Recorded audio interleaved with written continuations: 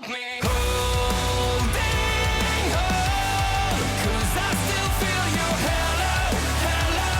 I know that I'm living with ghosts.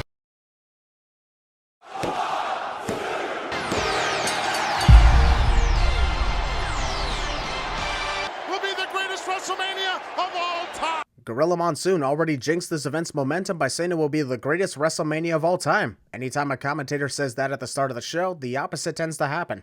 Obviously, this edition of WrestleMania is known as the Star-Spangled Edition due to Sergeant Slaughter's allegiance with Iran at the most controversial time possible.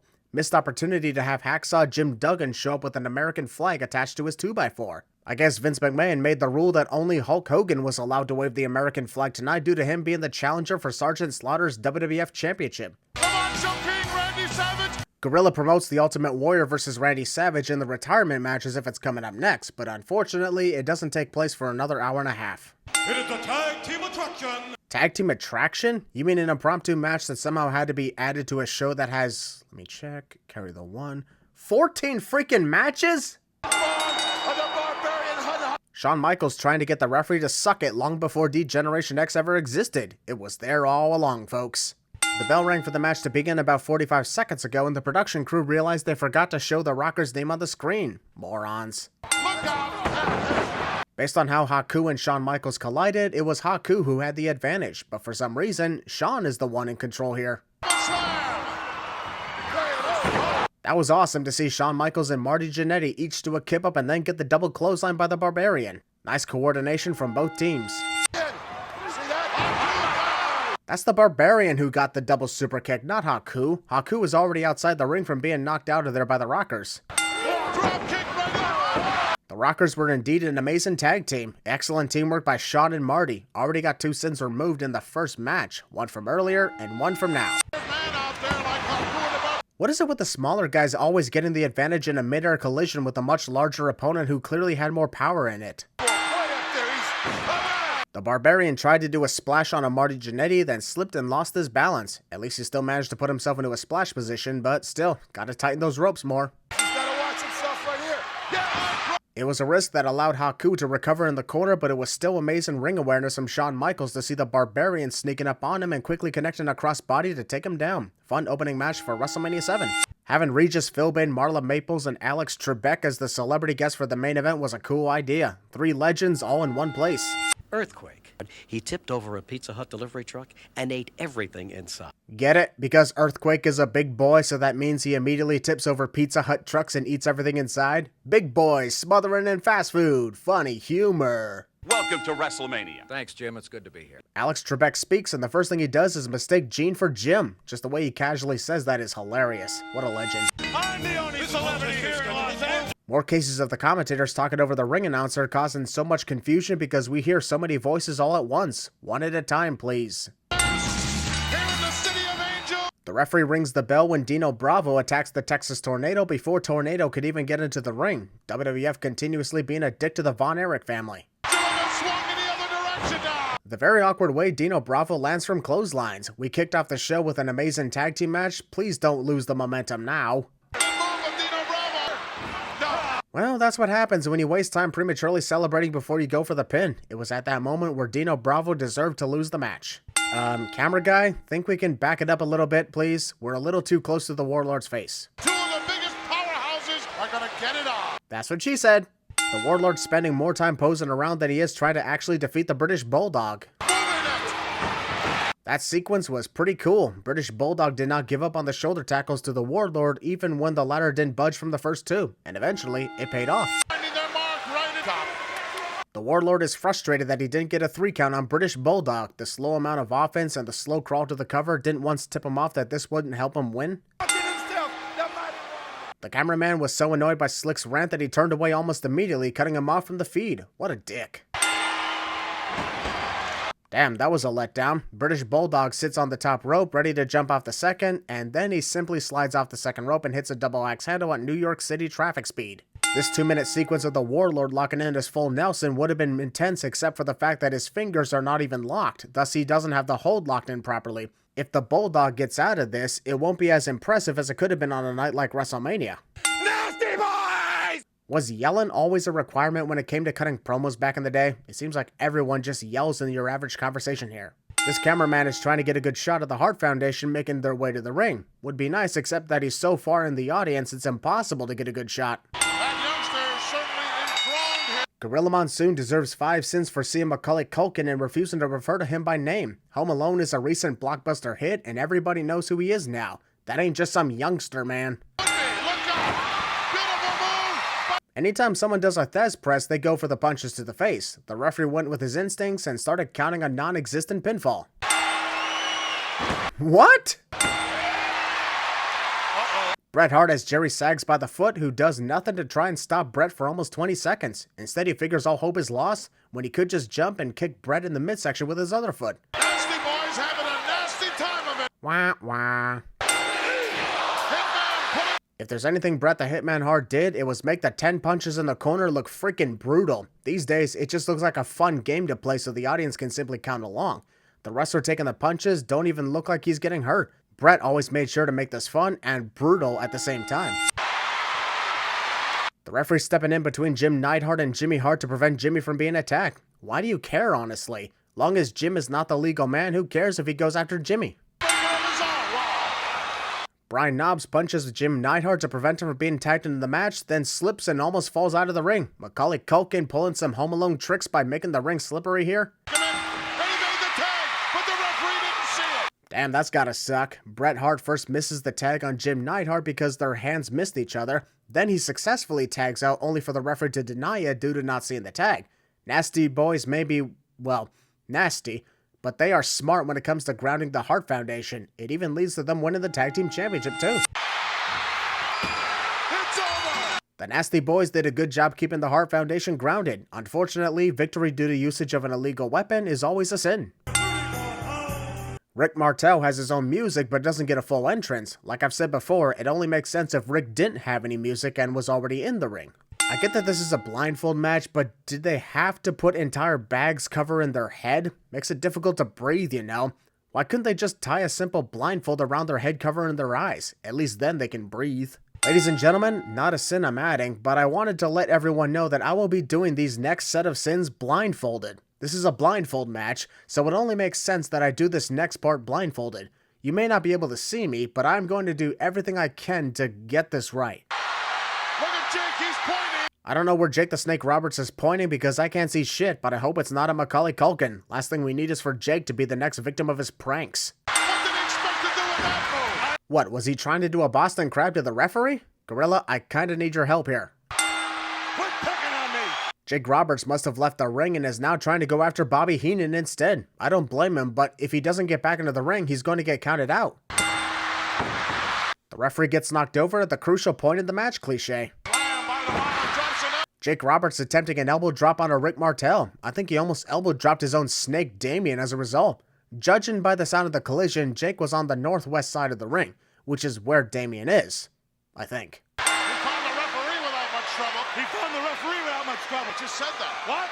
While the wrestlers are competing in a blindfold match, the commentators must be competing in an earplug match since they can't seem to hear each other for some reason. Realizing he has a shirt in his hand. Holy shit, Rick Martel stripped the referee's shirt off? So this is a blindfold / tuxedo stripping match?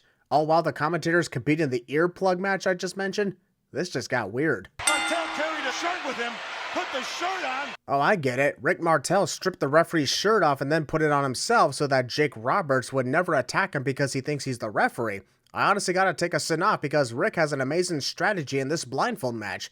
I can see it right now through my own blindfold. Jake Roberts is absolutely screwed. Staying in one spot, hoping to...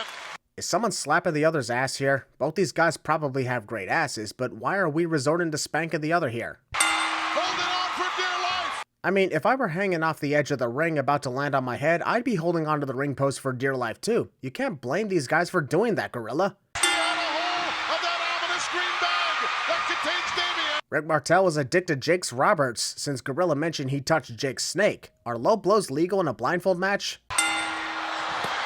Jake Roberts accidentally threw Damien out of the ring. Thought the bag was Rick Martel and threw him with a splat outside the ring. I hope Damien's okay because that sounded like it hurt. I can hear you. You talking to me? I mean, yeah, it's a blindfold match. It's not like they have their ears plugged like you two do. Who's winning your match, by the way? Count. Macaulay Culkin just hit Rick Martel in the head with a can of paint. I told you not to fuck with that kid. He's psychotic. And why isn't the referee calling for the disqualification since Rick got hit by outside interference? Honestly, this is bullshit. First Rick Martel gets hit by a can of paint and now he's being turned over by the referee. This entire match is everybody against Rick Martel. What did he ever do to deserve this injustice?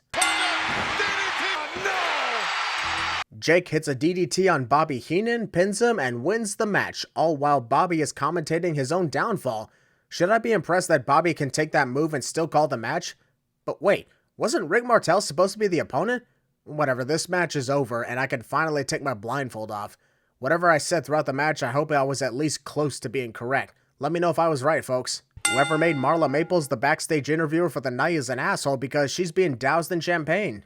Jimmy Superfly Snuka also doesn't get his own full entrance despite having catchy music. Is this going to be a regular thing where half the competition gets entrances while the other half doesn't? Take this in, folks attending this show. You have no idea that the one man who becomes synonymous with WrestleMania has just arrived. Macaulay over there. First of all, big fan. Your movie was great.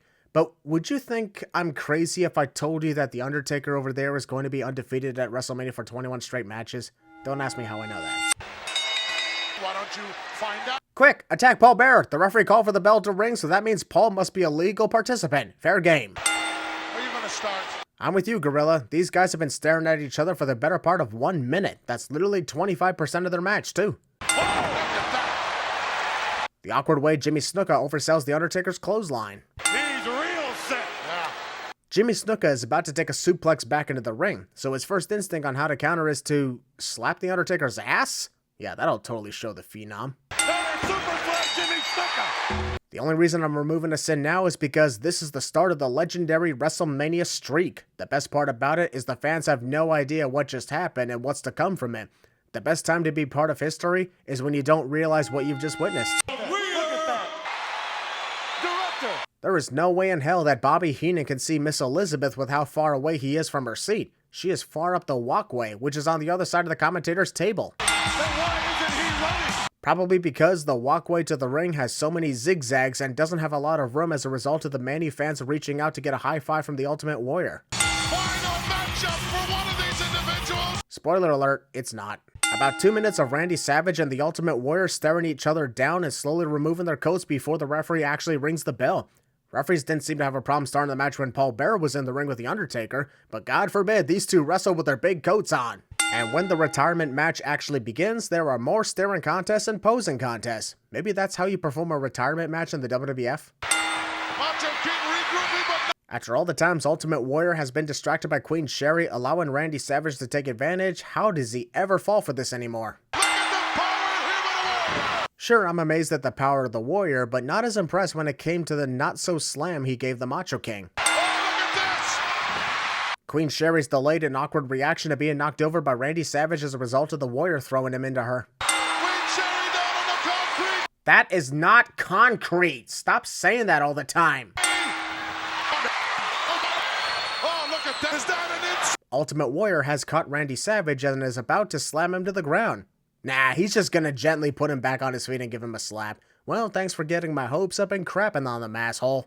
See what I meant about earlier? How the hell could Bobby Heenan see Miss Elizabeth from this far distance? He literally pointed her out, too.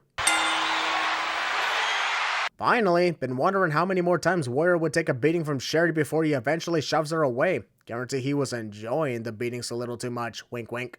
This is the largest pay-per-view audience in the history of pay-per-view. Largest pay-per-view audience in the history of pay-per-view?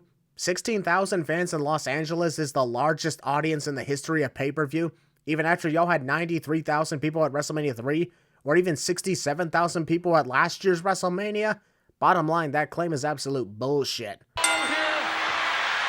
How does Warrior keep falling for this crap? Well, that's what happens when you continuously run the ropes without actually doing anything to your opponent, causing him to recover and counter. Queen Sherry is unknowingly costing Randy Savage the match because he has the Ultimate Warrior in a sleeper hold and she's distracting the referee by almost getting in the ring. Turn your back. Oh, no. The referee got hit so hard it nearly cost him to do a handstand on the ropes. Top turnbuckle. No. Alright, that was hilarious to see Sherry jump off the top rope and hit the Macho King instead of the Warrior, though I'm surprised Warrior knew to do this after the many times he kept getting distracted by her mere existence. Still a funny moment.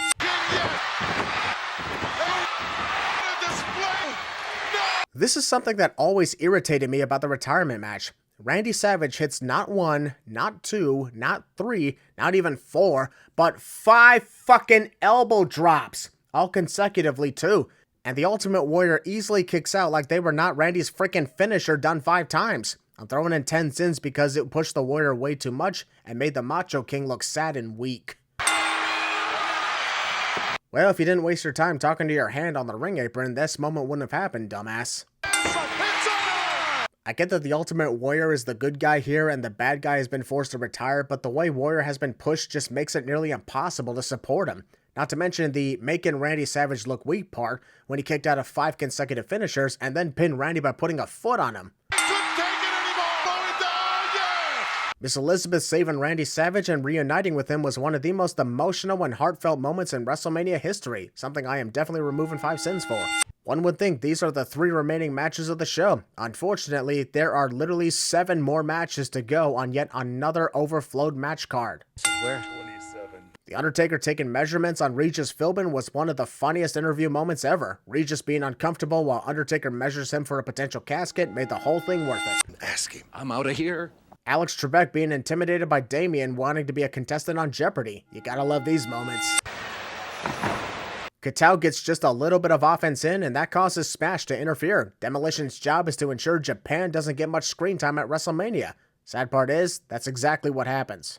You know it's sad when you see so many empty chairs as a result of fans using this match to get food from the concessions. WrestleMania is the one show where filler matches should really not exist. Or that one time when WrestleMania 4 had an intermission match. Insults hurting my mama's feelings. Getting mothers involved in pro wrestling because there was no other way for the heel to get on the skin of the babyface. Bobby Heenan had to leave the announce desk, run to the backstage area so that the pre-tape promo could play, and then return to the ringside area to be Mr. Perfect's manager.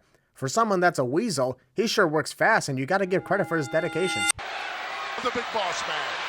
Mr. Perfect slaps the boss man one time and then proceeds to leave the ring and turn his back on his opponent, which in turn causes the boss man to take control of the match. Mr. Perfect is an idiot. For someone who is obsessed with getting his hands on Mr. Perfect, the big boss man doesn't seem to be in any hurry to finally accomplish that. I always hated when wrestlers do that. Oh, nice reversal. The fuck kind of reaction was that? Using weapons is apparently allowed in a match that has disqualifications and countouts, which doesn't make sense at all. So what was Mr. Perfect's plan if the boss man did not lift his leg up to counter? Stomp on his boss man's?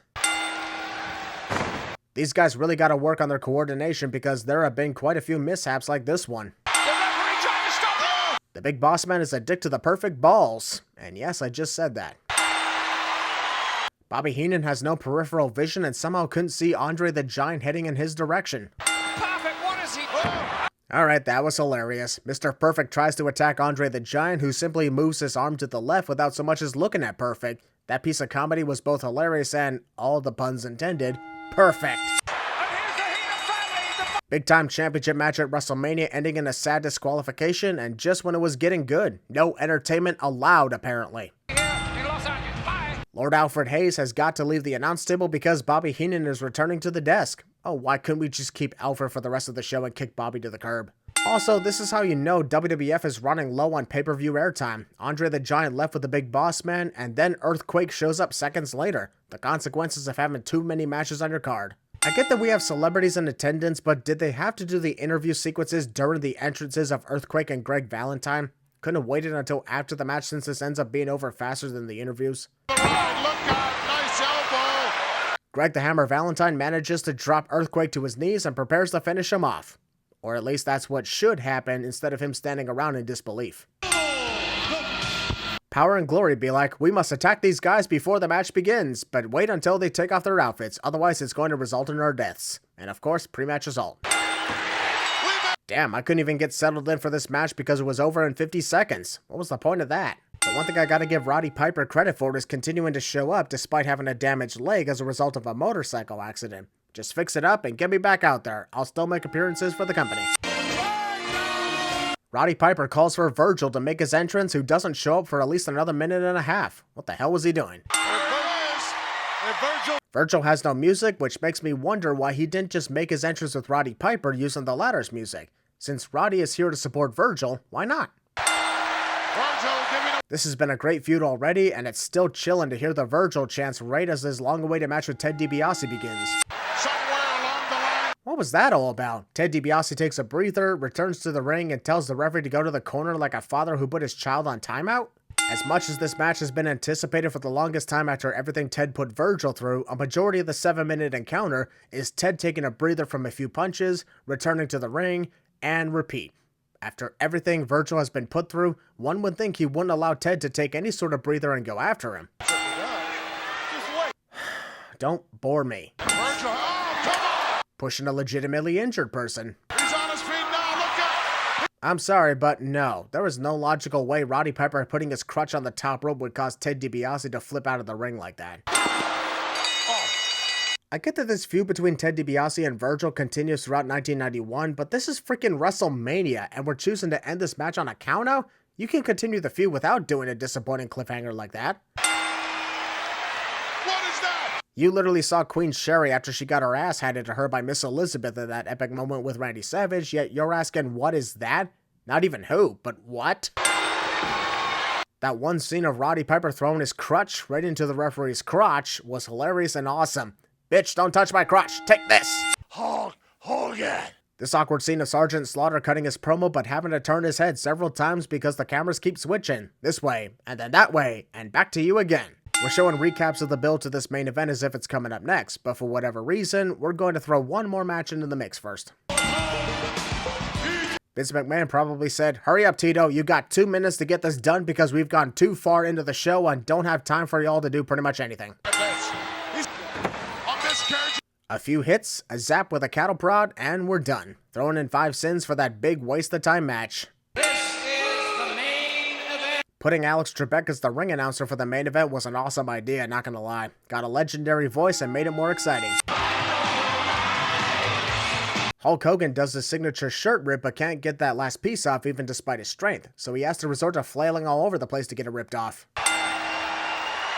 The referee is trying to separate Sergeant Slaughter and Hulk Hogan despite the fact that the bell has rung for the match to start, which means these two can fight if they want to. Back off and let them fight. And Slaughter wants to hold on to it. Controversial as the idea of having Sergeant Slaughter representing Iran at a time like this is, it's honestly the one time where the USA chants are not annoying.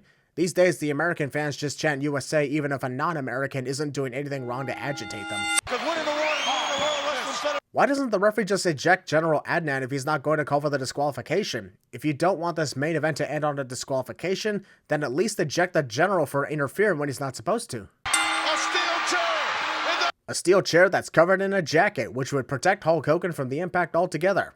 And also, when did this match become a no disqualification match? It's going to be very hard to pin Slaughter. In other words, it's going to be a piece of cake. Once again, no. Slaughter able to slip out the back door. Kicking out of a pinfall to stop yourself from losing your own world championship in the main event of WrestleMania somehow qualifies as slipping out the back door.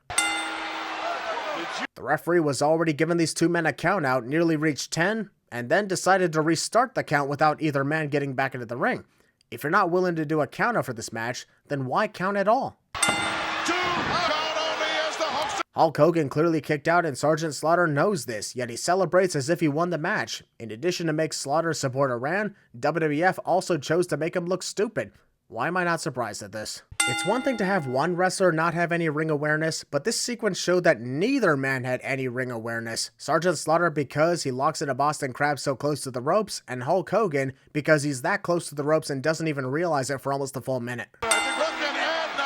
Looks like General Adnan is working against Sergeant Slaughter since he's distracting the referee only when Slaughter is going for the pin on Hulk. What an asshole.